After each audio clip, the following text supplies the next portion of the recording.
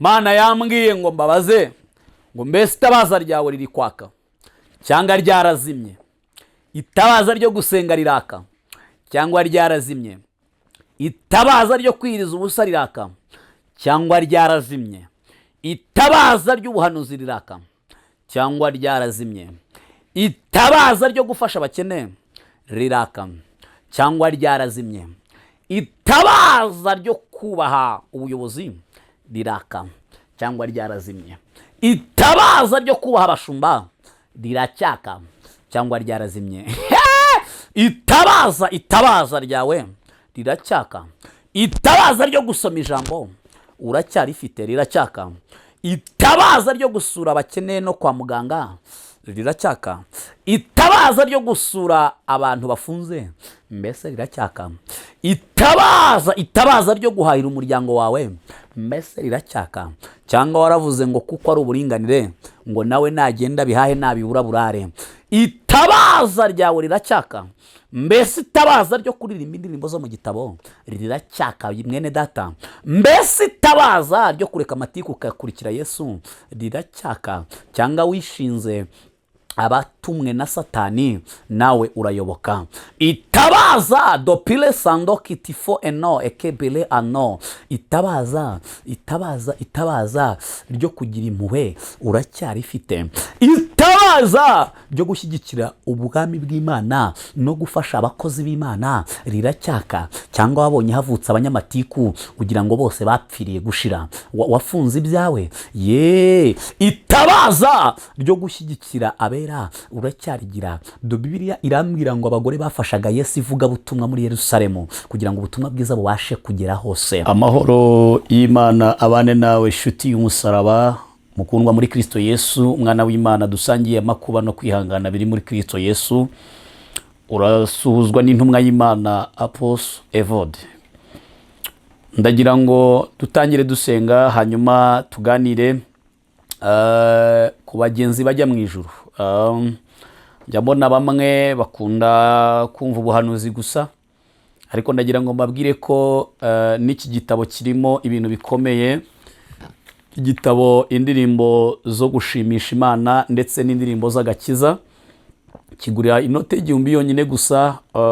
Nagushishikariza kugitunga kubera ko hano harimo igicumbi cy'umwuka wera. Buri muhanzi wese wagiye ahanga zino ndirimbo yahangaga indirimbo bitewe n'uruhanda ahagazemo cyangwa se n'igisata ahagazemo, kubera ko amakuba yabaga muriho niyo yaririmbaga. Ntabwo yaririmbaga indirimbo kugira ngo amenyekane cyangwa se abe umuntu uri public cyane, ahubwo buri wese yagiye ayihanga bitewe na situation ahagazemo.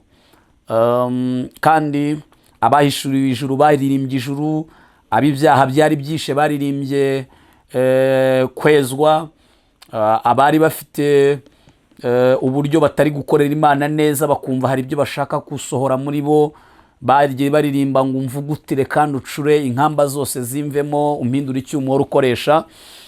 Ku bakristo rero, ku bagenzi bajya mu ijuru, ku batari kubyumva ngo batera amabuye banatushakire ibiduhitana, ndagira ngo mbasabe iki gitabo cy'indirimbo gitunge n'ujya uri mu makuba uzagikenera cyane. Hari igihe uzahamagara abahanuzi ntubabone, hari igihe uzahamagara abaturanyi ntibakwikirize kandi bahari, hari igihe uzajya mu ishuri ryawe wenyine ugomba kwiga amasomo yawe wenyine, uzaririmba zino ndirimbo zizagufasha kandi bizakubera byiza. Kuba ari mu mahanga, Yesu abagirire neza, mbashishikarize kugura kino gitabo. Ntabwo bampaye kucyamamaza, ntimugire ngo wenda ababyandika mu icapiro bantumye, oya, nta wantumye. Nuko gusa bitewe n'iherekwa nagize kuri iki gitabo, numvise nagira umuhate wo kubwira buri wese ngo agitunge. Ngewe nahise nshaka ibitabo birenga 3, ubu ndabitunze iwanjye.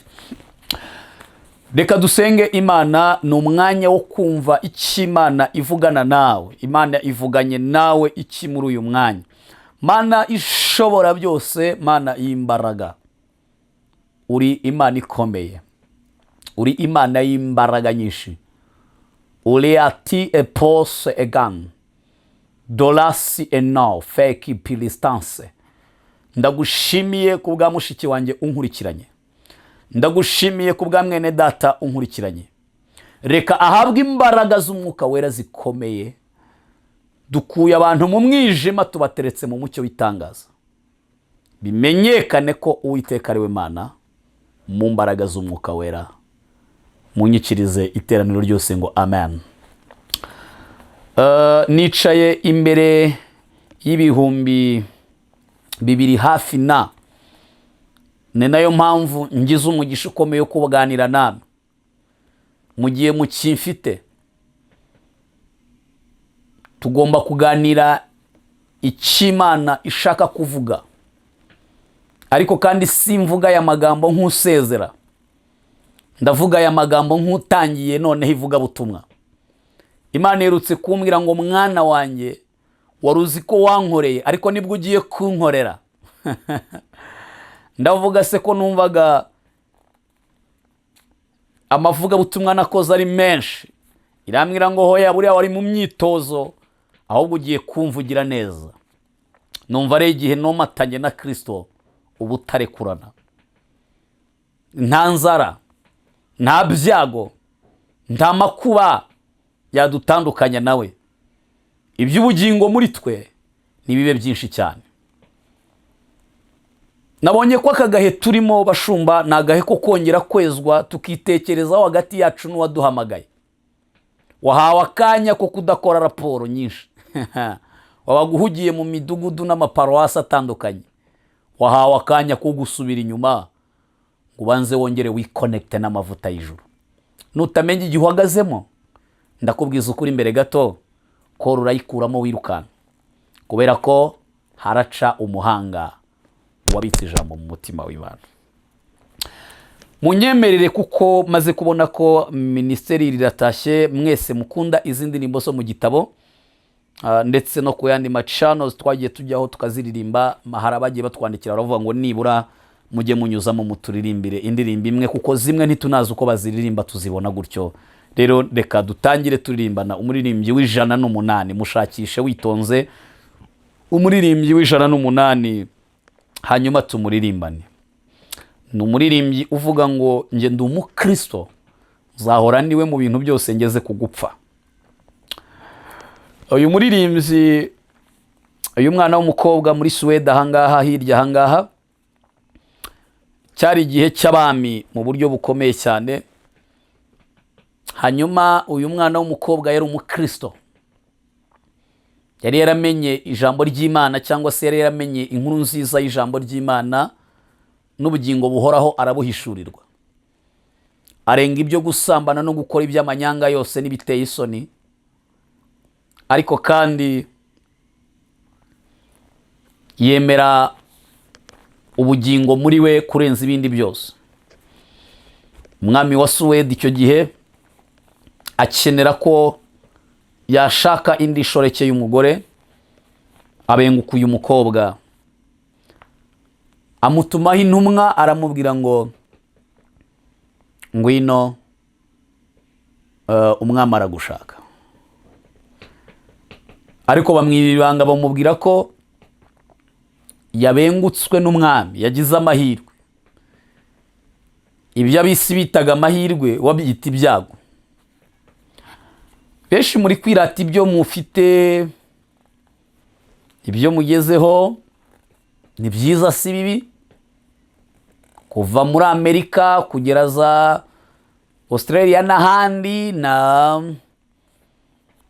n'ibindi bihugu bitandukanye, Abashinwa, Abayapani, muri kwirata imiturirwa, mukirata ikoranabuhanga, mukirata imihanda, mukirata amazu y'ibitabashwa. Ariko ndagira ngo mbabwire ko ibyo mubona nk'ibyiza Imana irabibona nk'amase, kubera ko ibintu bitari mu bugingo byose ntacyo bimariye Imana. Ahari birakikumariye kuko yararamo witeye inshinge kugira ngo usinzire. Ahari birakikumariye kuko uryama ukabura ibitotsi, ariko Imana ntacyo biyimariye. Mvugiye mu marenga. Ariko kandi uyu mukobwa arababwira ngo ibyo ni ibyago ngize, ntabwo nshobora. Haleluya. Bene wabo baramubwira ngo ariko warasaze, tugiye kujya tubaho tuzwi ibwami, abami n'ibikomangoma badutereka amata, baduhe twinywere twirire, none utuvukije amahirwe wacana we. Umusaza yikomanga ku mapantaro ati ndakurahira ndakwica, tugende wemere umwami. Umukobwa ararahira ati no. Umwami atumiza inama muri stade, arababwira ati mfite umubabaro, nabengutse umwana wo kwa Nyirantuza na Sentuza, none batware n'ibikomangoma mubimenye ko yanyanze, ni mumuhe mikoro asobanura icyo yambengeye. Umukobwa nibwo yateruye igitero cya mbere, araririmba ngo nge impamvu ya mbere ndi umukristo. Baramubwira bati byose bikubuza kuba n'umwamikazi? Aravuga ngo no, nzahora ndiwe. Baramubwira ngo ntuzi ibyo uri gukina nabyo ubu wafungwa. Arababwira ngo nge ndi umukristo, mpora mbihamya naho igihugu cyose cyanseka. Nge ndi umukristo wo mu mutima, nge ndi umukristo wo mu mutima, kuko ubu sigaye nkunda umwe, Kristo. Icyatumye apfa yazize jyewe. Reka turirimbe. Nge ndi umukristo, nzahora ndiwe, mu bintu byose ngeze kugupfa. Nge ndi umukristo, mpora mbihamya naho igihugu cyose cyanseka. Nge ndi umukristo wo mu mutima, kuko ubu sigaye nkunda Kristo. Icyatumye apfa yazize njyewe, nabuzwa n'iki kujya mukunda. Nge ndi umukristo, umva ubwo buntu, narakijijwe nkurwa mu byaha. Nge ndi umukristo, ndi umutabazi, mu ntambara ndasana n'ibyaha. Mfite umugaba n'umwami Yesu, nituba hamwe nzahoranesha. Mfite umugaba n'umwami Yesu, nituba hamwe nzahoranesha. Nge ndi umukristo, ndi umwimukira, ndakomeje mu rugendo rwanjye. Ibyino mwise ndabihinyuye, sigaye nifuza ibyo mu ijuru. Nge ndi umukristo, gakondo yacu iri mu ijuru ku Mana yacu. Nta nzaribayo, nta n'imiruho, abaho bose baguwe neza. Nta nzaribayo, nta n'imiruho, abaho bose baguwe neza. Nge ndi umukristo, icyo ni ikintu gihumuriza umutima wanjye, kinyibagiza ibyago byose, nkumva nduhuwe n'umwami Yesu. Nge ndi umukristo, uko ndi kose, maze nintumirwa ngiye kupfa, nzagira ibyishimo bitavugwa, nzabona ihirwe ngiye mu ijuru. Murakoze cyane, amahoro y'Imana akomeze kubana namwe. Reka dusome ijambo ry'Imana muri Luka ibice 12 umurongo wa 35. Bibiliya ifite teme ivuga ngo tube maso dutegereje kugaruka k'umwami wacu. Bibiliya iravuze ngo muhore mukenyeye kandi amatabaza yanyu yake, mumere nk'abantu bategereza shebuja aho agarukira ava mu bukwe, kugira ngo ubwo azaza nakomanga bamukingurire vuba. Tuvuge ngo amen. Ndasubiramo ijambo ry'Imana nitonze gake ijambo kurindi. Luka ibice 12 umurongo wa 35 haravuze ngo muhore mukenyeye kandi amatabaza yanyu yake.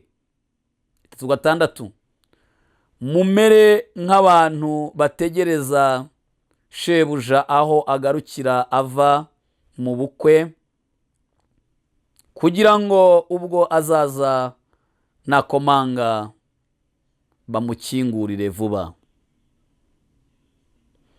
Imana ibahe umugisha, Imana ibane namwe. Uyu murongo wa 37 nubwo ntari nateguye kuwukomereza, ariko nawo ndumva umwuka awunyoboyeho. Hahirwa abagaragu shebuja azaza agasanga bari maso.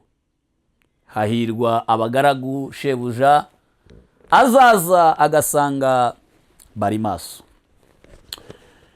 Nimwakire neza ijambo ry'Imana, torero ry'Imana. Bibiliya igaragaza ko uko ibihe byabayeho byagiye bigira imbuzi zitandukanye. Kuva ku bwa Nowa mu gitabo cy'Itangiriro, ubwo Imana yasuraga Nowa, ibyaha bikamije kuba byinshi,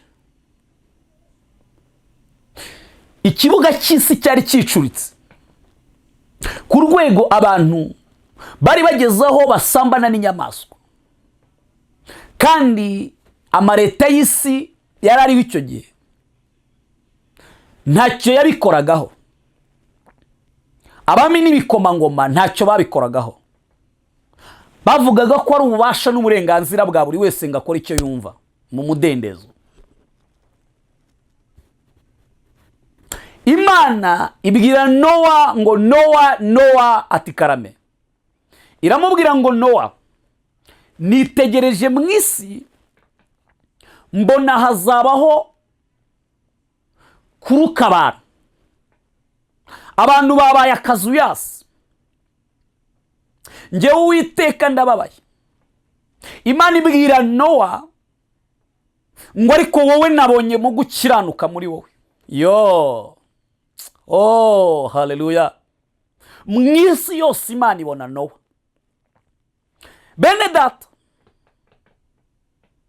icyo gihe Nowa kubyumva byaramugoye nawe, kuko Imana yari imubwiye ngo gukiranirwa kw'abantu naremye kunciye mu maso, gukiranirwa kwabo kurambangamiye, ibyaha biranukiye. Reka dufate urugero. Ninde wari wajya mu bwiherero budakoreye isuku? Ndatekereza ko muri mwe ntawe utarabugiyemo. Kuriya wumva utamaramo igihe kinini. Imana niyo yumva ibizira mu isi, kandi yararemye umuntu ngo abe connected n'Imana. Bifate nk'uko waba uri mu mazirantoki, Imana yifashe gutya.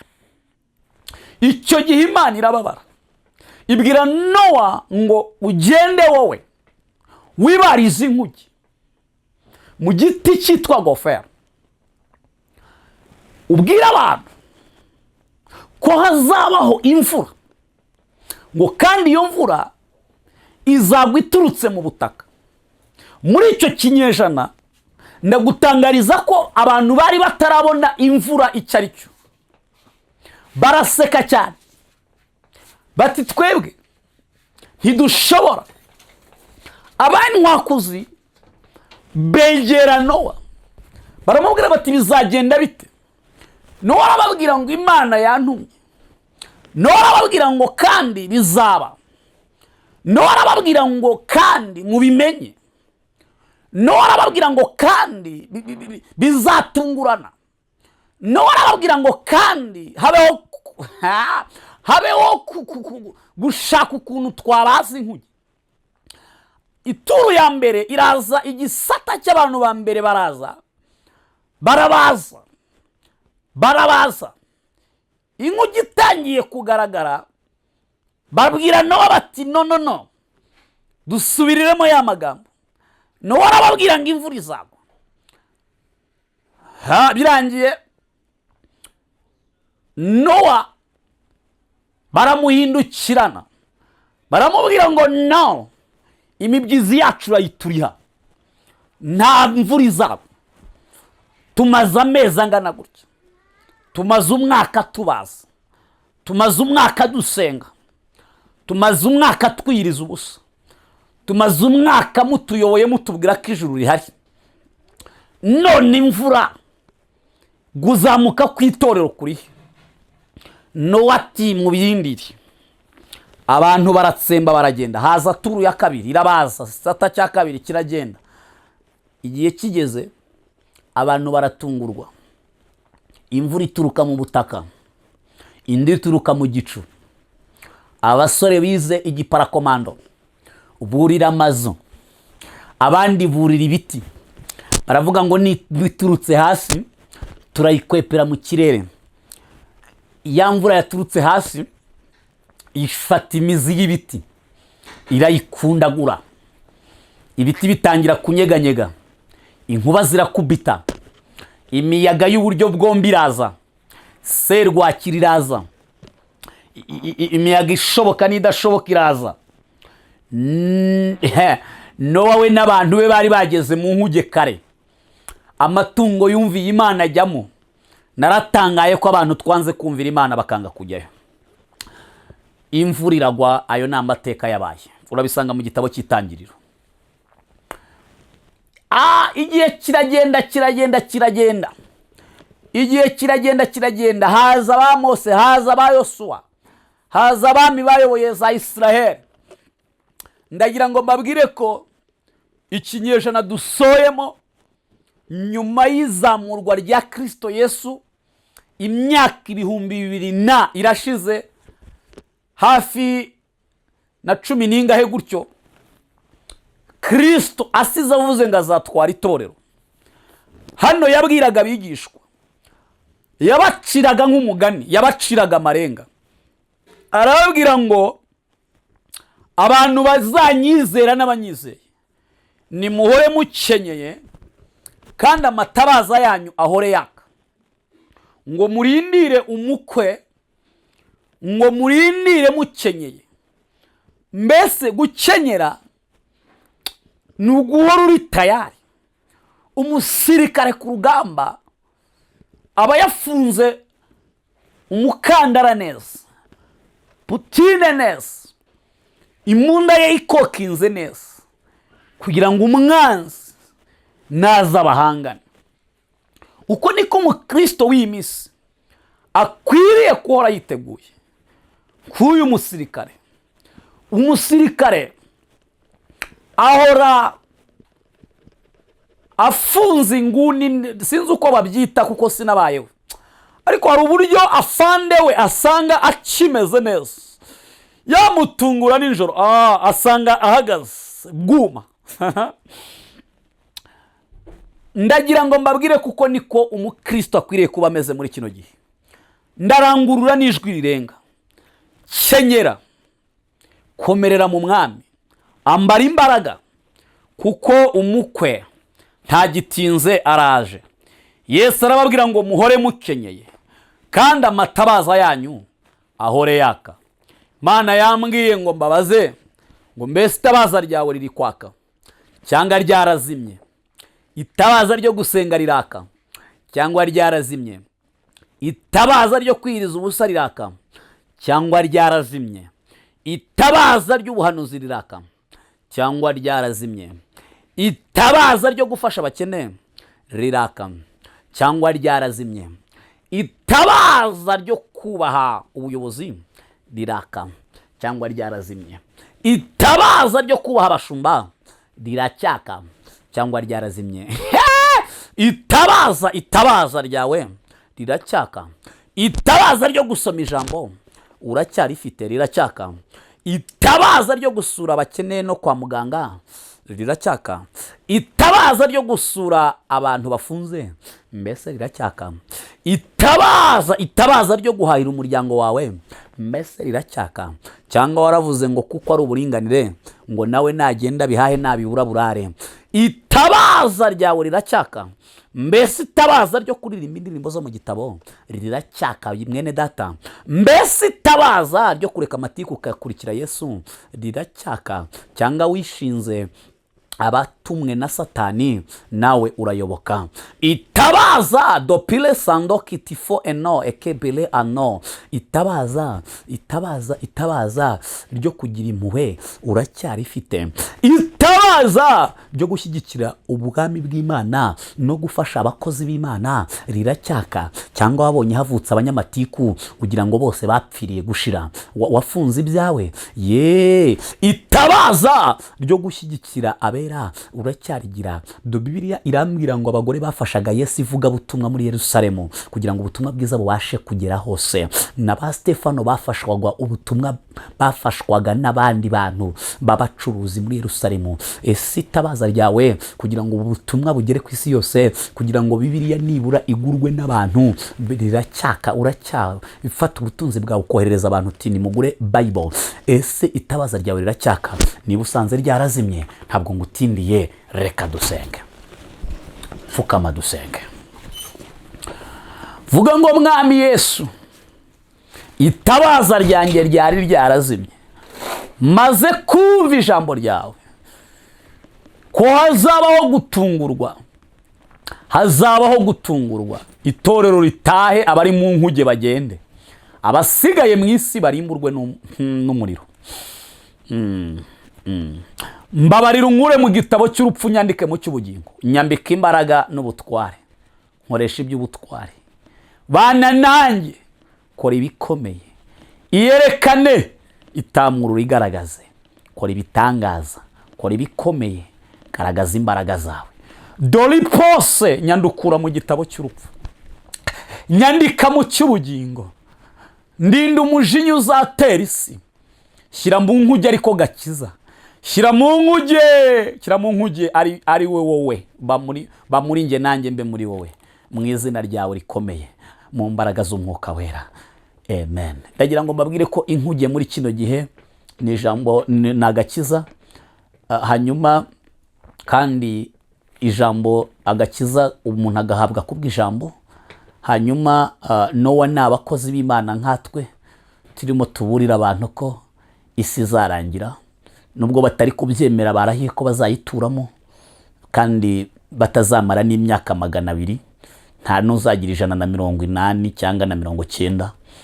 Ubwo ndabamenyesha ko rero ba Nowa ni batwebwe turimo turaburira abantu ngo ni musigisi y'umuruho, mwegere Yesu nawe azabegera.